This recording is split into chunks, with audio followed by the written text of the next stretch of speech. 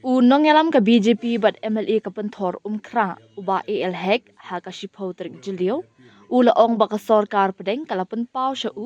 baka dang pej benia ya ka jing terwa ban a jing ithu ya ka nigrims kum ka Institute of National Importance.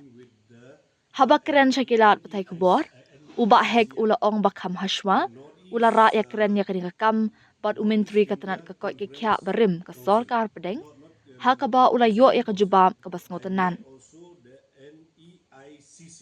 Ha ka baya day bat kani ka jingkar pat ban ajing ithu ya kani grims kum ka Institute of National Importance ngala tho sha mintri ka tanat ka koi ke kya barim ha ka ba ula pentip shanga ba kani ka kam kadang don hapdeng ka jing bishar benia ong uba hek ula ben rap ru ba ula kren biang ya kani ka jing dawa ha ka por ba mintri ka tanat ka koi ke kya ka sorkar pedeng UJP Nadda ula wan jurib sha kani ka jela uba hek ula ong bana kalyang kinong turay ka negrim sru kila IT ala ka jong ka jing pensngaw halor ka ni ka kam sha uni umintri ha ka ni ka jingwan jungo ka jong u dang shen ha ka por ba umintri ka tarat ka koi ka kya JP Nadda ulawan jungo sha ka ni ka jala ngalayo ya kalat banyak ndo ya u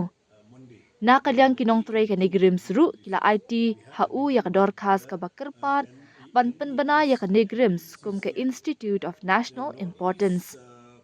Ulak kularingi ba un bishar benia ya ka jing terwa ong ubahek. Regarding the INI of the Negrim Hospital, this is not the first time. When Mansukh Mandavia,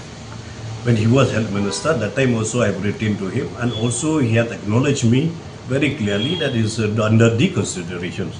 So recently, when the Honorable Union Minister for Health and Family Welfare, Shri J.P. Nadda ji, came to Shillong to inaugurate the RE Hospital, so I got an opportunity to meet him, and also got a letter given by all the Negrim Employees Associations to recognize the Negrim Hospital as the INI, the Institutes of National Importance. So that one also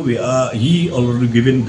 he told that he will examine and assured me it will be considered.